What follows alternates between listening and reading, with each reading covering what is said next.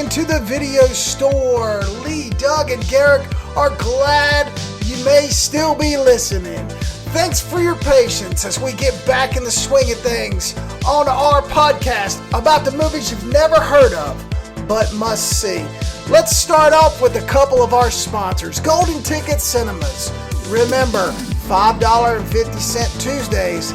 Trust me, with inflation and gas the way it is, you should put the Golden Ticket on your priority list. Also, Table Rock Creative Group, the pinnacle of video marketing in the Carolinas, getting ready to change its name and merge with a film company called Lone Wolf Pictures, which is now another one of our sponsors. Have slated 4 films coming up in the next year, and we are excited for them as a film production company to be a part of our show. And also the Spot Toys. When it comes to collectibles, if you need it, they have it. Tales from the Video Store, the podcast about the movies you've never heard of but must see. Now, it's Lee Bridges, Doug Wall, and Garrick Lane. On with the show. Bond. James Bond. We are back in the video store. It's number 117. I'm here with Doug and Lee. And guess what? We're doing Bond again. For the first time. Yeah, so, well, actually, we're doing Bond. We're actually, I guess we're actually finally putting the nail in the coffin in our Bond series, because we did a whole month where we did Bond, and that was supposed to lead us into this movie, and we were going to go see it in the theater. And that was in 2019. Yeah, yeah. I mean, now I'm a senior citizen. Now I get senior citizen discount now by the time the movie came out. Pretty much. But so basically, we were going to follow it up with a actual live one, go see it in the theater, and then do the review. That never happened, thanks to the SARS. And here we are, 2 years later. We've all finally seen the movie, and we're going to do it. And guess what? Nobody gives a shit anymore. Kind of like our Christmas special going out on the 28th. Nobody gives a shit at this point in time. Nobody cares. So we're behind the times. Elves fans care. We're busy. Okay? We're busy people, and to be quite honest, we haven't gotten a Patreon or anything. So you know what? I have nobody to please. We'll just get to these things when we get to them. I please myself. We're fashionably late. You are definitely fashionably late. So how's it been, boys? Not bad. How about you?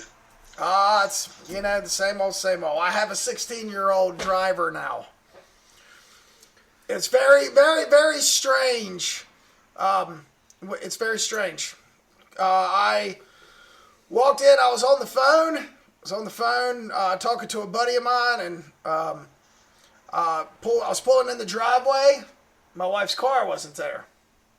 So I'm talking about my wife and her issue with our 16-year-old's car. Make a long story short, I'm talking trash about my wife to one of my buddies because I think she's not at home. So I walk in the kitchen, I'm talking trash about my wife, and she turns the corner. And I'm like, well, hey. And then it dawned on me, oh my gosh, my 16-year-old daughter has her car. Oh, wait a minute, my wife's home and my 16-year-old daughter is off with the car. Yeah, that won't happen again. Anyway, so yeah, news is news. We finally have a 16-year-old driving, and we will have another one in April, and it's crazy. But it is nice because I sent her I was grilling steaks Saturday. Run to the grocery store. Yep, that's great. Yeah. I had a job in Greenville, and it got canceled because of the snow and the ice on the ground Saturday morning. So I'm like, well, I'm going to grill. So I gave her a list and said, go. Here's my card. Go get the stuff. Very nice. So there are some nice things about having a 16-year-old. Very good. Yeah, whatever. Hey, so you went to Cherokee for your anniversary? I had a nice little vacation. I was out of work for 20 days. Good. Paid? Yeah. That is freaking nice. 20 days. Can I get me some of that? It was nerve-wracking and weird all at the same time. And yes, I did make it down to the Cherokee Casino. You were playing Bond, were you? I went in there thinking I was James Bond. I went to the roulette table. I lost $60 in about 4 minutes, and looked at some other guys playing, poker, and thought about trying to get on a poker game, and thought better of it, and ended up actually letting my wife play blackjack, and she didn't do so hot. She didn't do terrible at first, but yeah, we didn't we didn't take the casino down or anything. There were no big winners while we were there. Well, the casino, I think, probably won pretty big. Yeah, I mean, we lost a couple $100. I mean, but I'd kind of earmarked that to happen anyway. Right. And I had not been to this casino, and they've got live dealers and stuff that I think originally they just had video poker machines, and with the live dealers, and interacting with people, it was a good time. Well, soon you'll be able to drive to Kings Mountain and do it. Yeah. Yeah, that place looks kind of weird though. It looks like a flea market. Well, I mean, that's the temporary building. I actually have a buddy who works there as a guard. Oh, okay. So they're building this up. It's going to be huge. That's yeah. They're already letting all the junkies come in and get rid of all their money so they can build their big high towers, right? Yeah. Exactly. That's exactly what's happening. I'll tell you what. I got lucky in Vegas twice. One night I got so hammered I didn't even remember it. Woke up in the back of my buddy's car with $600 in my pocket, and I'm like, sweet. And then another time I played Casino War, which is insane. Like, it's one of those things where you're either lucky or you're not. And I walked up with $25 and I put it down, and they pull you one card. Casino War. The dealer pulls one card and you get one card, and if you beat it, they give you $25. So I did that till I got to $200, and I said, okay, I'm leaving. Went, got a couple of drinks. I came back with 175, put the 175 down, won $350. Then doubled, I put the $350 down, won $700. I'm like, I gotta walk. My buddy goes, do half of that. Just do half of that. Keep half of it. And I'm like, no, dude, I'm up, right? Way up. Oh, way up. I just need to walk. And he's like, do half of it. So I did half of it and lost. So then I walked away with my $350 like, son of a bitch, I had it. But that's, talk about like no strategy at all. It's just whatever that card is. And then you're screwed because if you could, so for instance, if you have a 5 and the dealer has a 5, then you have to put down the money for all 3 of the cards to play war. Oh, right. That's where they really get you. Yeah. So like $350 could turn into $1,000. So if I did $350, then I have to put down. So you know what I mean? Yeah. Or you fold. So it's kind of crazy. But I mean, you win. You got a 50-50 shot of winning. Yeah, that's true. Better than most games. That's right. Well, anyway, so you got any news this week? Well, the main news I can think of it's a week or so old, but we haven't recorded since then. But the Friday the 13th lawsuit is finally over, and Victor Lustig, the screenwriter of the original, has won. So he retains the rights to the character of Jason. But I think Sean Cunningham, the producer, still retains the rights to the title Friday the 13th. So these guys who went through years of this lawsuit, they still can't make a movie without each other. So I still think it's basically, it's basically sort of pointless. The writer could go and make a movie called Jason. Right. Yes. And also it sets a precedent that if you're an independent contractor, like someone buys your script, in 30 years those characters will now revert back to you as long as Sean Cunningham doesn't challenge this. Challenge the outcome of the case. Yeah. Friday the 13th, Bob Voorhees. You never knew he had a brother. Yeah. Bob Voorhees is back in Friday. Well, we can't use Voorhees. You just call him like Jay. The JJ.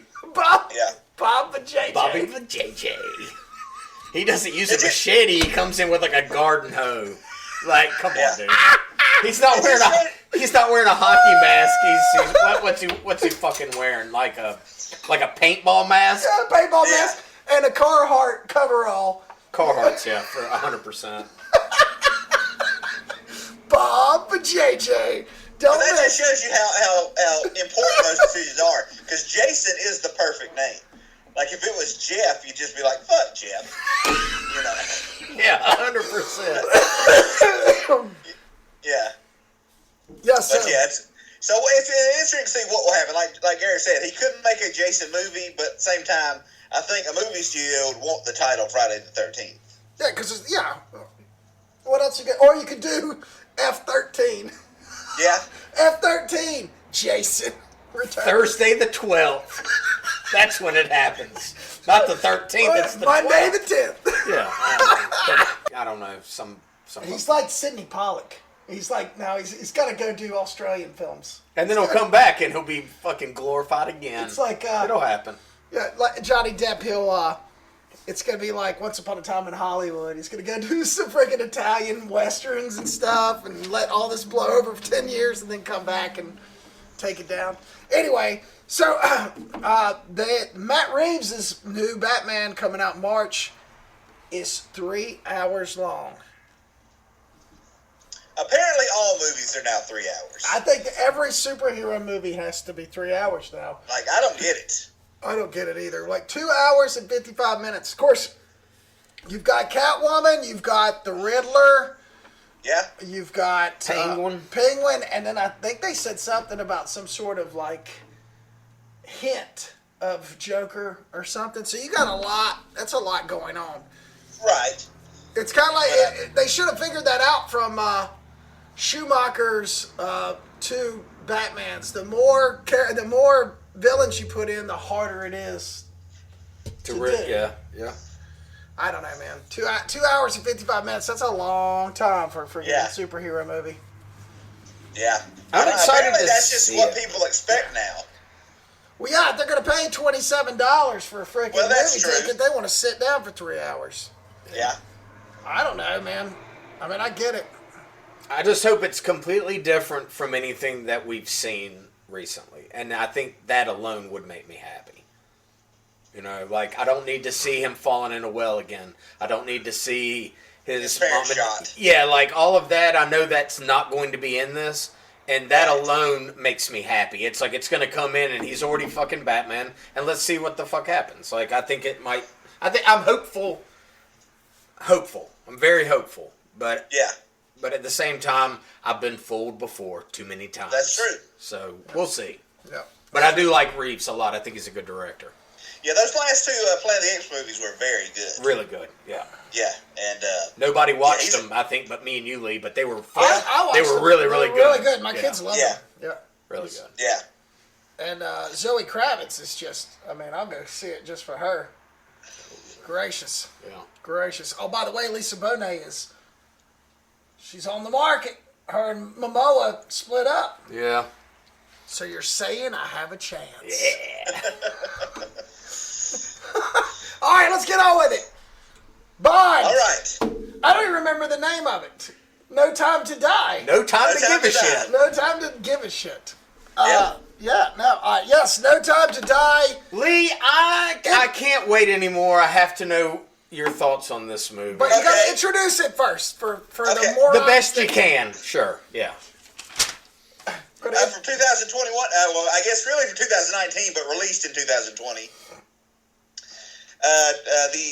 The final Daniel Craig James Bond film, No Time to Die. First James Bond film directed by an American. And it is, you know, it's something. I mean, I would just like to say, sort of a public service announcement to all screenwriters, directors, and movie producers: stop using nano machines in your scripts. It's fucking bullshit, and nobody likes it. And for like the past 10 years, this plot device has been used in I know not how many movies. Because it's simple. They're tiny. They're machines the size of atoms, and you can't see them. You know, and it's just It's just Anyway, but on to the movie. Aside from that bullshit, I got the Blu-ray for Christmas, and we sat down and watched it, and it's parts of it are very well done. You know, some of the scenes are very well done, but like after I watched it, I had no desire to have watched it again. It was the villain is very dull. But essentially, it's a remake. It's a flipped remake of On Her Majesty's Secret Service, which we covered last year. They even end with the Louis Armstrong song from On Her Majesty's Secret Service. Yes. And spoiler alert for anyone who hasn't seen it: James Bond dies at the end. Yes. So essentially, that was just a period on the end of the Daniel Craig era. So from this point on, it'll be a brand new start. And there was a lot of internet hate because James Bond's a woman in this. No, just he's retired and his designation, his code number is given to a new agent who happens to be a woman. But that's really not even that important in the movie. It doesn't matter at all. That was more just people just bitching on the internet because they live in their mom's basement and they have nothing to complain about. She's actually not. I mean, like she's her and who's the Cuban actress who was in Knives Out? She was in the Blade Runner sequel. What's her name? Anna de Armas. Yeah, I actually thought their two characters were two of the best characters in the movie. Yes. And it's just, it's a fuck. I don't know. It's nothing. It's like at no point did I give a shit. Yeah. I mean, it looks beautiful, just like all Carrie's movies. But I mean, I don't understand. Like, what's the plot? What's the villain doing? He's got the missiles with the nanobots in it. He's gonna kill some people. Like, they don't even tell you who he's attacking. Like, what's his fucking thing? I don't know. Nobody knows. Yeah. Like, I can tell you, GoldenEye, Sean Bean wants revenge because his parents were betrayed by the British government. Like, I can tell you what the bad guys want in every James Bond movie. I don't have a fucking clue what Freddie Mercury wanted in this movie. Not a clue. Yeah.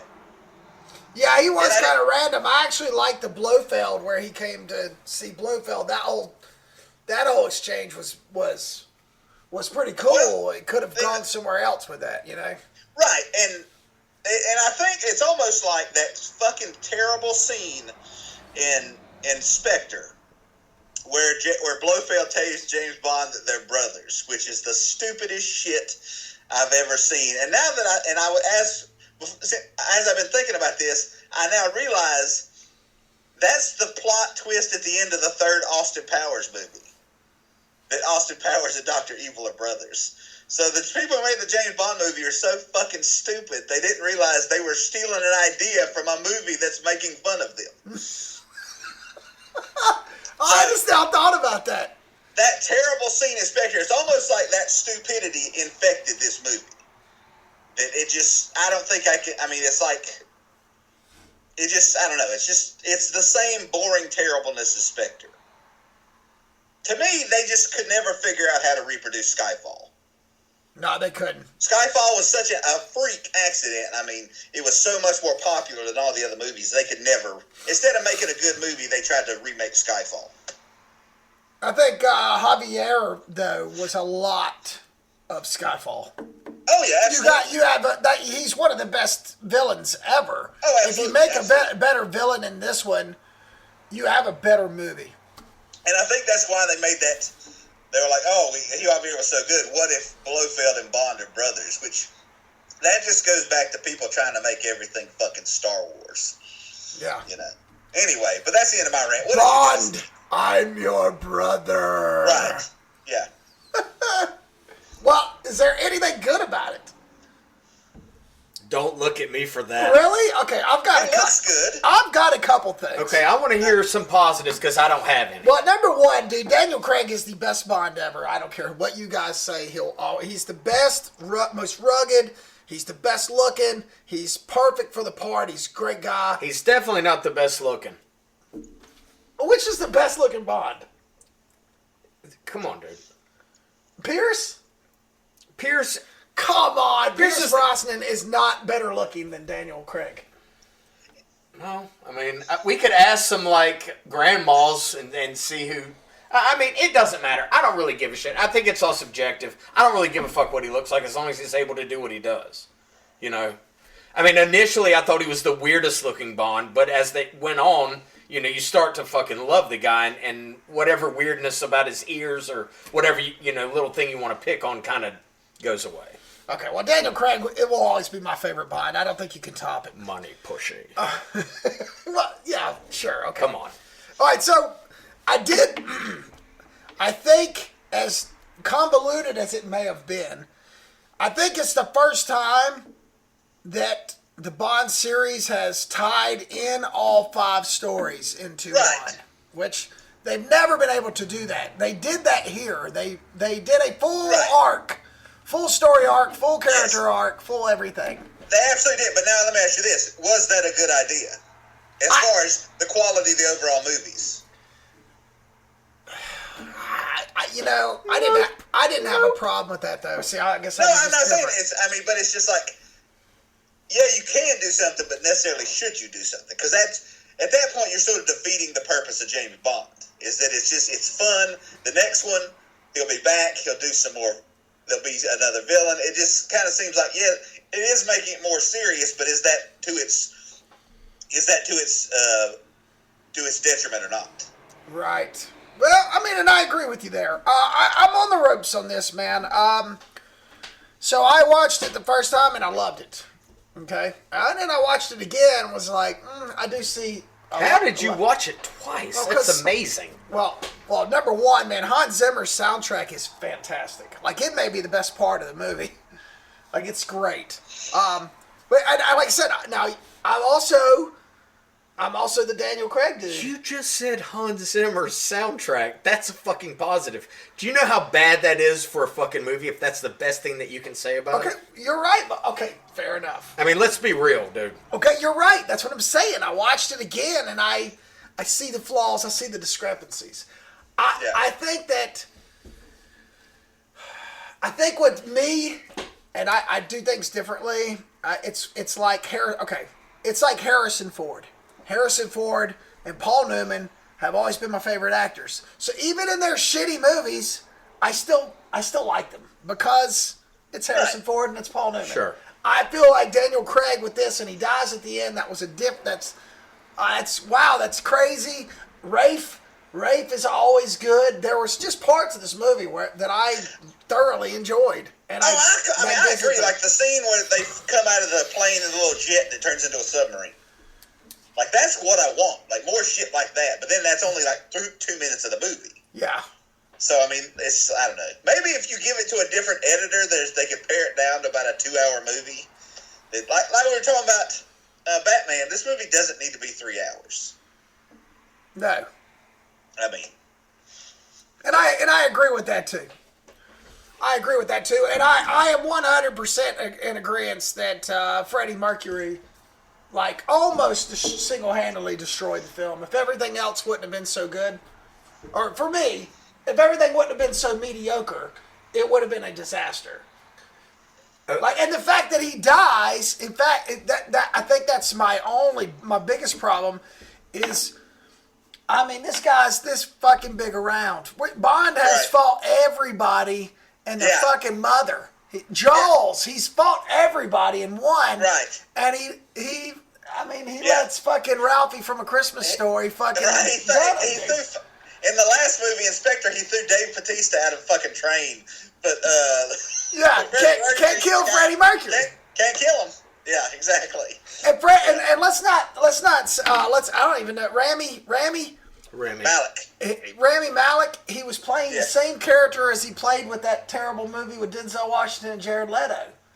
Just this mundane, like, just stoic face. I don't know, man. Yeah, I didn't like him at all. And the fact that James Bond dies to this guy, I mean, you can't even say his name. What is it, Lucifer? Is it Lucifer? Yeah. Lucifer Safon? Get the fuck out of here. Yeah. I would have liked to have seen, like, Blofeld get out, and then, at the end, they both, like, stab each other in the freaking neck, or some shit, and they both die. That would have been cool. But that would make sense. So, as uneven as it is, it was, for me, I guess, because Bond died, and it's Daniel Craig's final hurrah. And I met that guy. I met him, so I'm like, I got that little connection. I'm like, Right. this is terrible. This was good. The movie was good. And the soundtrack I still listen to. That's how good it is.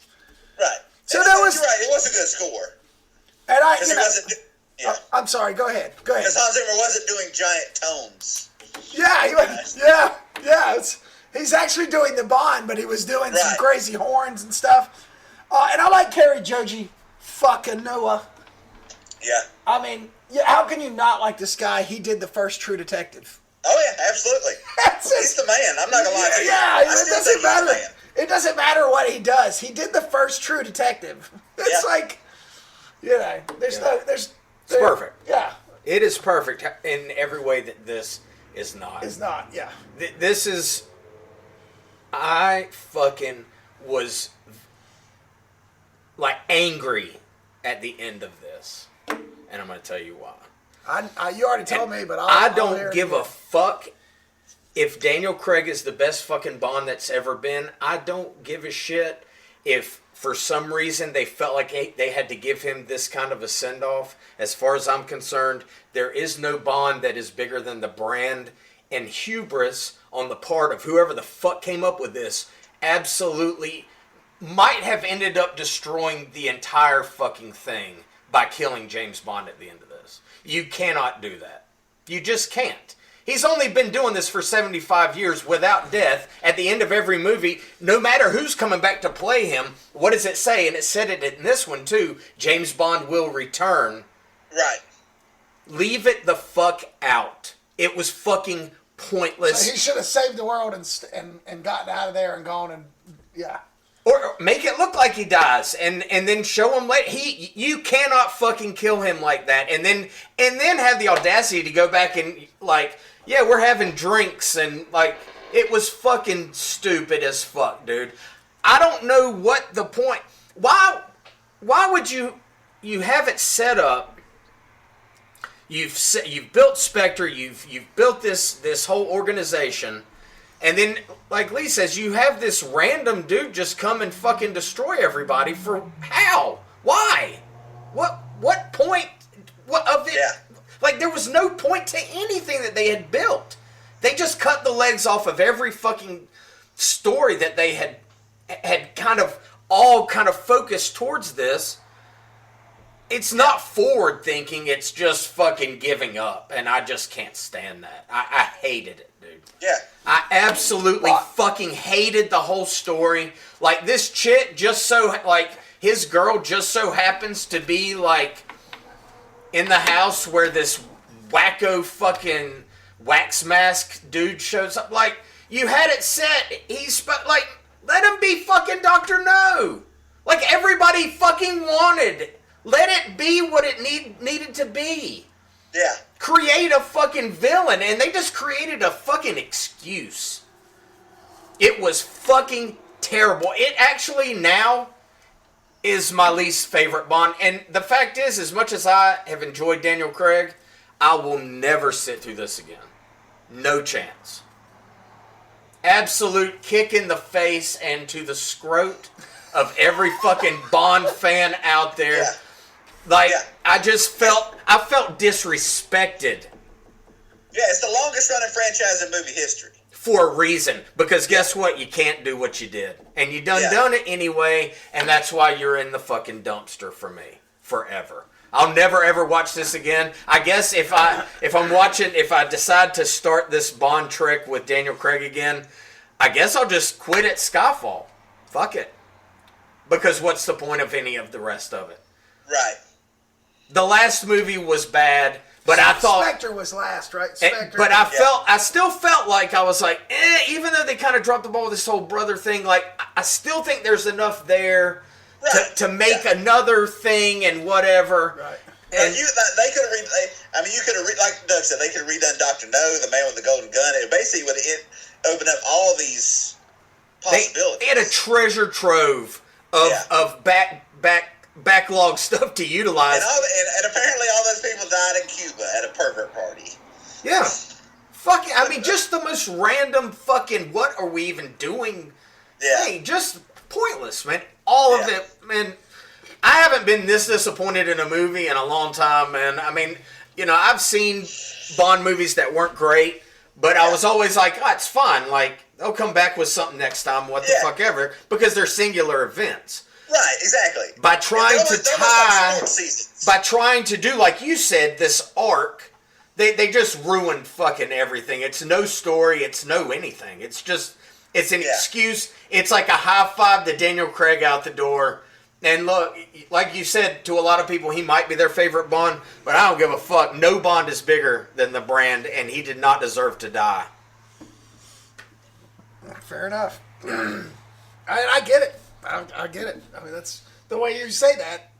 It makes total sense. I got up from that movie and couldn't sit down. I was like walking around in my place, man. My wife's like, "What are you doing?" I was like, "I'm so fucking like I can't believe they did this." It took me. I'm glad we didn't do this show like right after I'd seen it, and I've actually had even more time to stew on it because it was just like I said, man. And I honestly felt like this. Like I felt betrayed. Yeah. The live show would have been just me and Doug swearing for 90 minutes. Yeah, like I felt fucking cheated, dude. I was fucking hot after this one. And I had a feeling Lee was going to have my back on this one, and it sounds like he does, and I appreciate that. Because I know what a fan that you are of these. Oh, yeah. I know how much it's meant to you and to me, and I love these movies. Right. Even the bad ones. But this is something. This is something else. They tried to get one over on me, but it ain't happening, dude. Sorry. Yeah. And at this point, I'll be quite honest with you, I really don't even give a fuck what they do next. It's going to take a lot to even get me back. Wow. You heard it first here, folks. Fuck your Bond. The Bond boycott has now begun. Well, it's not necessarily a boycott. They just got to earn it back. Like, I'm not saying never. It's just like... Yeah. It would have, I mean, the trailer for the next one would have to look pretty spectacular for me to be as enthusiastic as I was, say, like after I walked out of Skyfall. And it's not going to matter who the next James Bond is. No. That's not going to be what it's going to hinge upon. Like, they've got to come with something, and it better be not like this. So. There you go. And I bet Carrie, you know, it's funny, you can't really blame Carrie because that is such a... You know, like you said, a brand and a corporate piece. Oh, yeah. It's not like True Detective where they gave the script to Woody and Matthew McConaughey and they said, all right, let's all work together and make this perfect. I bet if Carey had all his... if he had complete creative control over something like this, it may have been completely different. Right. Yeah. But, yeah, like you said, you're more just a gun for hire. I mean, the Broccoli family, they control that completely. Yeah. You know, I mean, it's the only thing they do. I don't know. I don't think they produced a non-Bond movie. They don't have to do anything else. Exactly. Yeah. I wouldn't do anything else either. They're going to have to do something. I would be phoning in all that stuff from my yacht in the Bahamas. Right. Going, whatever. I don't care who you cast. Do whatever you need to do. Just make sure that my royalty checks are going to this P.O. box. And if I sound like a crusty old man that's like, get off my lawn, don't change anything, you're goddamn right I am. If it ain't broke, don't fix it. Right? It's just, come on, man. Well, there you go. Mixed reviews for the old No Time to Die. Sound like it's going to get no more time to watch. One more thing... oh, gosh. So Bond has a kid? That's cool. Yeah. Nobody gives a shit. Just fucking leave it out. What the fuck does it matter? Kill the fucking kid. You might as well. That would have made me happy if they'd have killed the kid. If the wife and the kid would have gone up in flames with it would have given me a reason to come back. But now, God, oh, fuck, man. They just spent too much time in that movie trying to, like, coddle something that didn't matter and didn't need to be there. Like, oh, it just bugs me still. Sorry. Let's move on. All right, we're moving on. What did we watch this week? I hope something better than No Time to Die. I watched a couple things. Oh, yeah? You want to get started? Okay, go ahead. I'll go quickly. I finally watched that movie Hustlers with J-Lo, about the strippers that were Oh yeah. drugging these people. And I mean, I guess, if you get ripped off at a strip joint, man, I mean, I'm no angel. I've been to a ton of them, and shit happens. Yeah, that's kind of on you. Yeah, I mean, Yeah, you put yourself in that situation. I'm not justifying what these women did. Is this reality or is this the movie? Because what they did was fucked up, like drugging these guys and kind of these homemade kind of things they were giving them. Somebody could have easily died. But that's neither here nor there. It's like, stay out of places. Is this based on a true story? Mm-hmm. Yeah. Yeah. It was just, it's okay. If you're into that sort of thing and you like true crime movies, then give it a shot. But for me, it's like, I just didn't really care. Not even halfway in, I was like, oh, okay, they're like, I know this game. Because, I mean, I've been to strip clubs before. Let's see. Oh, so I've been doing this, like, go back and watch an older movie that I really like, like I've done past few weeks.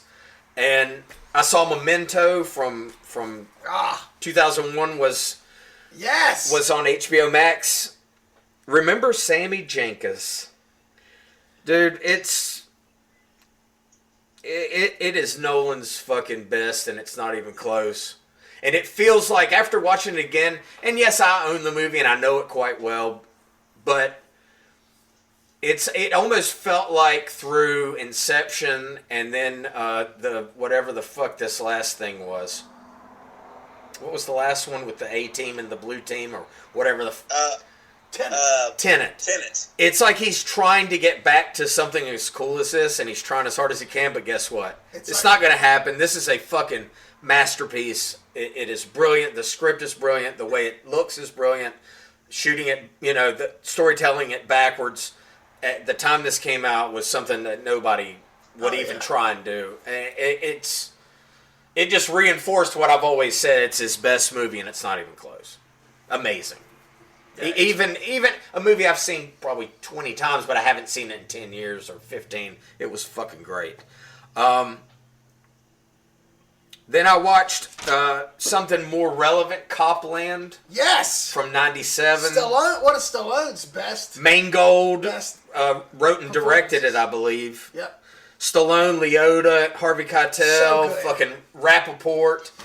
The cast, it's one of the best ensemble casts you could fucking come up with. Where'd you find that? I think it was on Prime, I believe. Yeah, I'd love to see that. Very relevant today about these older crooked cops that work in the city and live in the small little village in Jersey that they've kind of taken over. And there's kind of a broken down, never was sheriff played by Stallone that kind of lets these cops run all over 'em. Yeah, and do whatever they want in the city until something happens. There's a shooting, and a cop supposedly jumps off this bridge, and Liotta and Sylvester Stallone kind of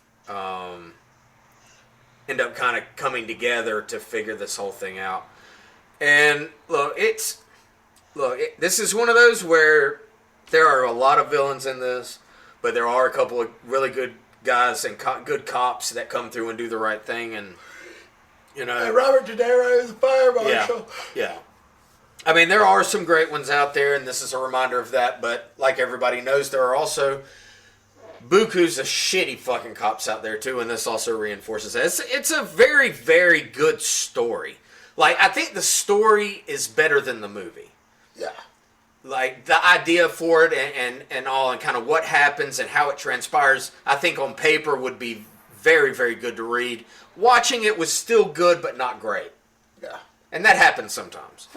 I did watch a movie that I think that you will really like, Lee. I don't know if maybe you've seen this or not, or if either one of you guys have seen it. It's a movie from New Zealand called Coming Home in the Dark. It's from 2021. It's on Netflix. I didn't really know anything about this, and I just one night I thought, it was like in the category of hidden gems, and I was like, let's see what's going on. So a teacher and his family hike into Middle Earth You know, they're in New Zealand for a picnic. It's like a guy, his wife, and their two young sons that are like probably around our boy's age, like 12, 13, 14, something like that. And these guys show up and everything just fucking goes off the rails. These two guys show up. This guy named Mangold. Great fucking name. And all I can really say about the story or the movie is the line or the term, "I hope you got raped," is used in this. So that should be a precursor to certain people to never try and watch this. It is definitely not for the faint of heart. It is a very crushing fucking story. It's very well done. It looks fucking amazing, and it's intense, man. I mean, it is fucking intense. Very, very good movie. It's not very long. It's like 90 minutes, like I like them. If I can find these 90-minute gems, I always like to pass them on. Coming Home in the Dark is the name of it. I highly recommend it, especially to you, Lee. I think that you would really like it. But it's awful. It's hard. Oh, it's tough, man. It is. Like The Accused tough or worse? Dude, you just have to see. Oh God, I can't do rapes, man. I can't do them. It's tough. They make me terrible. It makes me terrible. It makes my skin crawl. Yeah, even alluding to it without showing it is enough for me. Yeah. And there's some of that in this. It's just, you know, I'm good. You know, I don't know if I'll ever go back and watch it because of how but it was very good. Very, very well done. Very, very good. It's a one watch because your nerves can't take a second watch. Yeah. Oh, that's cool. It's like, you know it, so I'm good. I might check it out in a decade or something, but it's one of those. It's like, you know, it gets you in your. So that's what I watched. Yeah, very good. What would you see, Lee? I watched a few things. Watched a movie from the early '80s called Dungeon Master. Oh yeah. Which I'd never seen before. What? Yep. A movie from the '80s you've never seen? Right, exactly, and it's interesting because, you know, since the release of Stranger Things, you know, Dungeons and Dragons has become immensely popular the last 2 years. Much, you know, it's just hugely popular now. And this is probably, there's been a couple of Dungeons and Dragons movies, and this is probably the best dungeon, even though it's not a Dungeons and Dragons movie. This guy, he's like a nerdy guy. He has a computer that he's created that, you know, he does this role-playing game, and he kind of gets sucked inside it.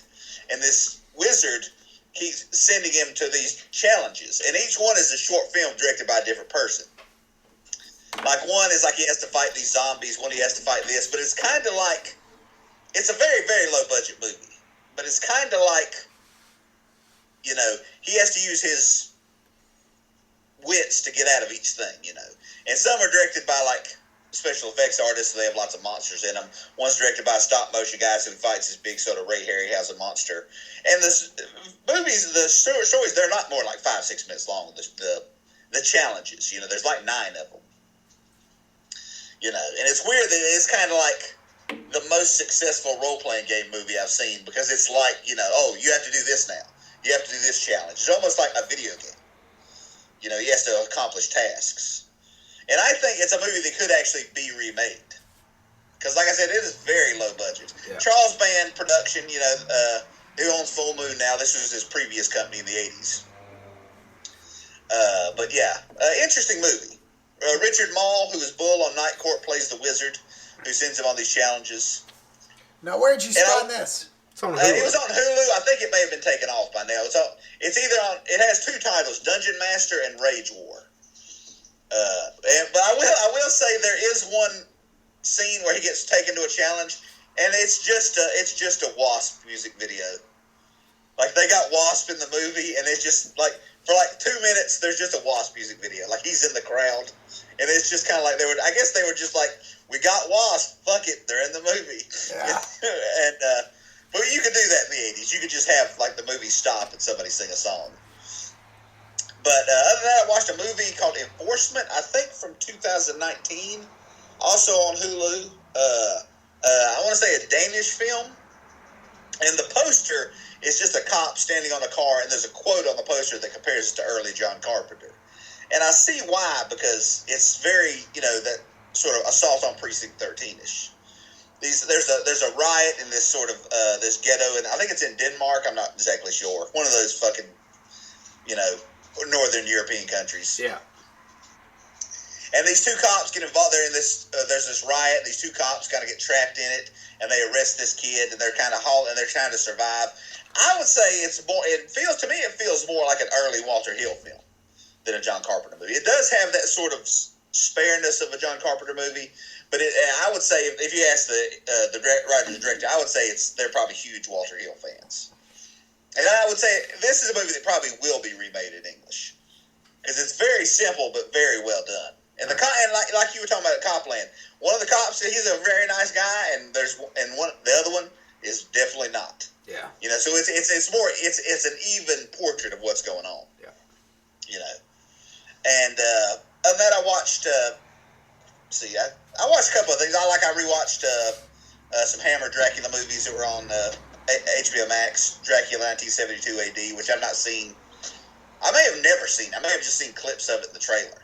But it's one where Christopher Lee, he's in the 70s. He gets, brought back to life in his 1972. And it's very early 70s. But other than that, that's really all I watched. Very nice. Okay, so it's me. Well, we'll start with, like your Copland, sometimes old movies that aren't really about anything, but are good, fall across these streaming platforms. I stumbled across Wonder Boys. Right. Curtis Hanson's film, Michael Douglas, Robert Downey Jr., Tobey Maguire, right? Tobey Maguire. Yeah. A movie about nothing. It's about a writer who smokes too much pot, and he's like a professor or something. Yeah, he's a professor, and he had a really good book, New York Times bestseller, and hasn't done another one in 9 years, and he's been writing, but he's been inebriated, and basically over the course of a weekend, everything changes for him. It's a movie about nothing, but it's great, and the performances are fantastic. I don't know if anybody's seen that movie, but it's great. I remember the soundtrack is great, but I don't. I mean, I know what you're talking about, but I don't remember one thing from it. Yeah, I know I saw it, but I can't. It's just this small budget movie, It's all just dialogue and interactions, character interactions. There's nothing really going on. Right. A dog gets shot, a dog gets shot, and it's whatever. But and then another movie that I saw. Wow, I just had a brain fart. Another one, just like Copland and just like Wonder Boys, Crazy Heart with Jeff Bridges. Oh, yeah. It's good. How was that on the rewatch? Man, not quite as good. Yeah. It feels kind of... It felt like that watching it. I was like, I get why people are... Oh, my God, this is so great. And Bridges is amazing in it. And Maggie Gyllenhaal is great. But all in all, it's just okay. I liked the whole storyline, everything. But yeah, I felt like now. Okay, so he did drink. I drink. We drink. It's fine. And I know he probably drank every night and fall down drunk. But do fall down drunks throw up? Number one, and two, the way they did it, where the kid he's going into the bar, but he's going to get food and he gets a ginger ale, and they should have had him in there for a while and drinking 4 or 5 of them while this kid is getting antsy waiting for him to drink. But the way they did it, he comes in, he orders the drink, and he turns around and the kid's gone. He really didn't do anything wrong. He really probably wasn't in danger. I don't even remember the details of it to that effect, Garrick. I just remember it was a washed-up country music singer. Great. Yeah, and Robert Duvall was great. And she was doing a story on him. And they fall in love, yeah. I just remember it kind of re-upped his career. Does he end up banging her? I don't even remember. Yeah, he ended up, but then she ends up leaving him because he's drunk. He doesn't die? But then he gets to rehab. And he doesn't die at the end? No, he doesn't. Oh, well, good.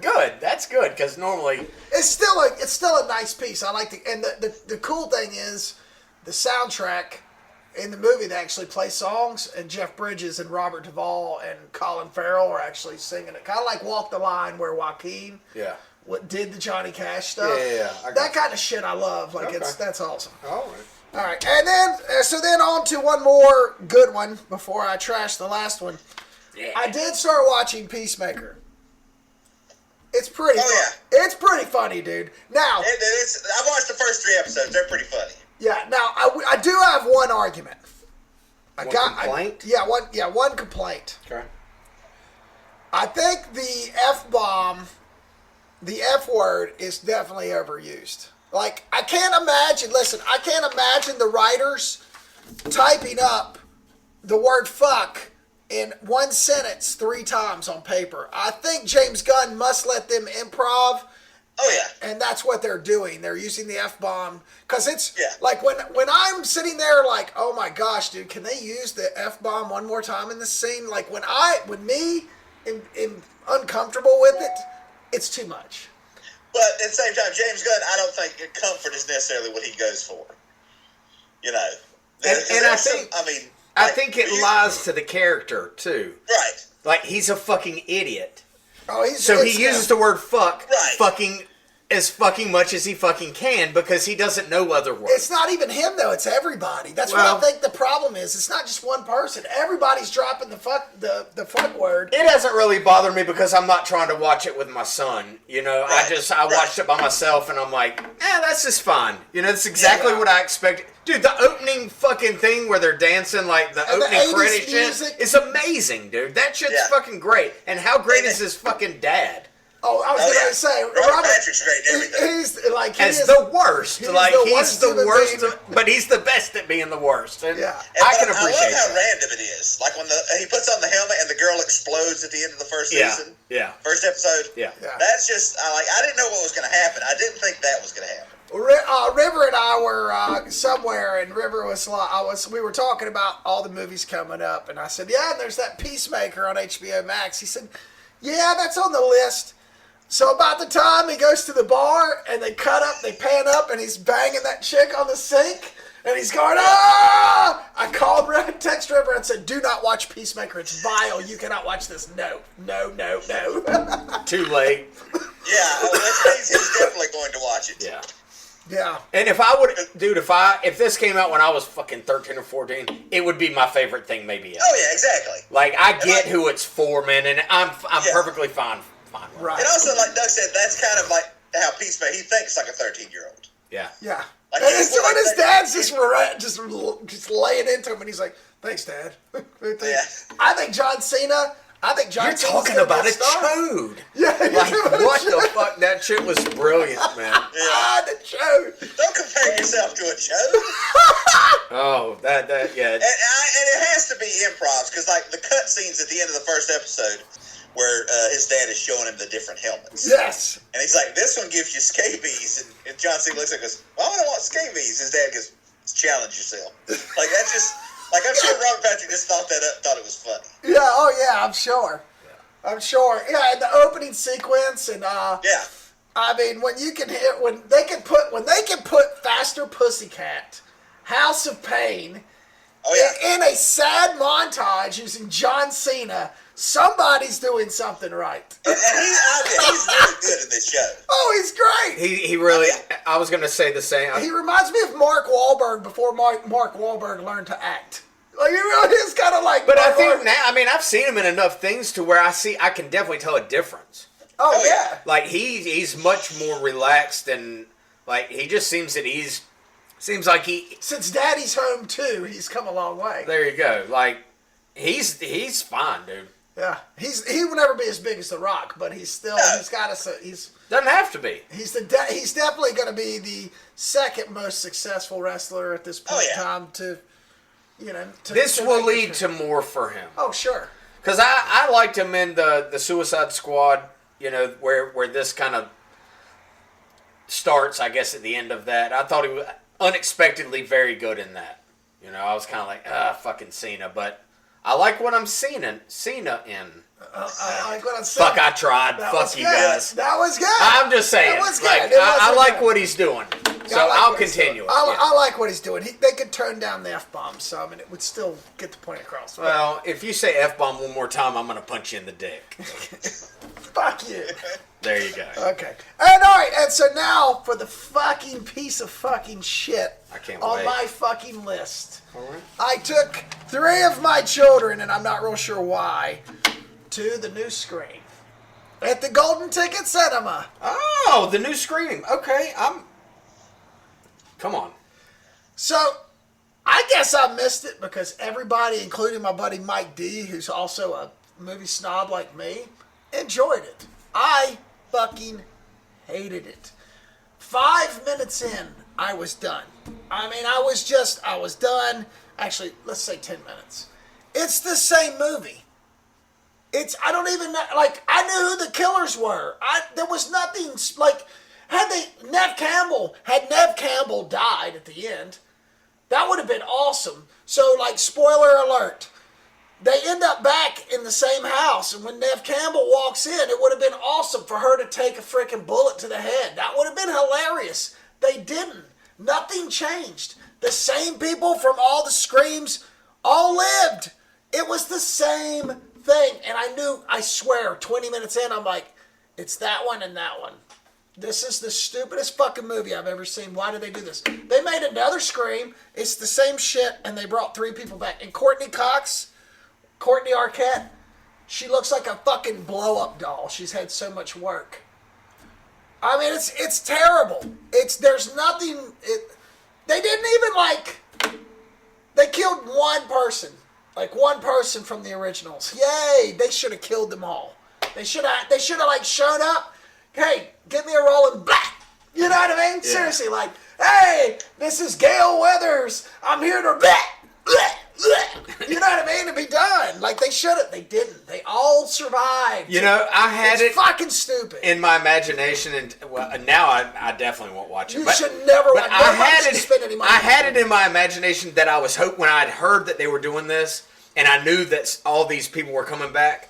I thought it would have been really cool if they would have killed them all in the first fucking 10 minutes. Right. And I would have liked that. I would have, like, I was thinking, like, oh, man, that would have been cool if they kill them all off and maybe one of them ends up being the killer at the end. Like, do some little chicanery like that. But... Well, you know, and here's another spoiler alert. The opening scene, you know, somebody always dies. Well, this one, the opening scene, the girl doesn't die. So they allude that maybe she was it. And I like that. I was waiting for that. Yeah. And it didn't happen. Yeah. It was the 2 people. I'm like, it's that one and that one. This is the stupidest movie ever. River's like, I loved it. It was great. Mike, a lot of people, a lot of horror movie buffs, a lot of people that like movies say, dude, I didn't mind it at all. It was great. Whatever. I despised it. I would piss on that fucking poster. I love you. I fucking hate it. I love you right now so much. I love it when you go on your little rants. It makes That's terrible, man. It's like I said, makes me grow a big rubbery one. It's like Nev Campbell, you know, Gail Weathers and Sidney Prescott show up to save the day. Yeah. Would have been great had they just like walked into a scene. We're here to save the day. Yeah. I would have loved it. I would have been I would have been like cheering. Yeah. But none of that happened. It's the same shit. And I was hoping for something, you know, along those lines. You know, knowing just kind of, you know, where the series started and where it ended. It's like, man, just do it. And I wanted to see somebody else's original something, but it sounds like it was... It's the same movie. That's unfortunate. They're calling it a requel. It wasn't any of that. It's a piece of shit. Do not waste your money on this movie. I wouldn't even Redbox this shit for 99 cents. It's so fucking bad. You've seen it already. You just watch the first one. You've seen it. There you go. So that's it. No more James Bond. No more Scream. Stay away. It's all fucking done. That's the plot line for this podcast. Bond is dead. Scream, Bond. Yeah. Scream. Ah, terrible. Yes. And watch the F-bombs. Shut the fuck up, Garrett. All right, what are we doing next? You guys are we doing Dragged Across Concrete, Doug? Yeah, why not? Let's do it. I've not seen it yet. You still haven't? You okay. Haven't you? I've seen it twice. Really? It's that good? I thought you said it wasn't that good. Look, Don't fucking judge me. Oh, I'm spoiling our next podcast. What am I doing? All righty, well, we'll be back next week with Drag Across Concrete. That's with Vince Vaughn It is with Vince Vaughn. and Mel Gibson. And Mel Gibson. And it's the guy who did Bone Tomahawk. Cell Block. And Cell Block 99. Yep. Whose name fucking eludes me right now. Lee? Greg Zaylor. Thank you. Fuck Thank yeah. you. Yes, all right. Okay, well, we will see you next week for Dragged Across Concrete. This is more our speed. Is it? I'll just say that. Yeah. Okay, very cool.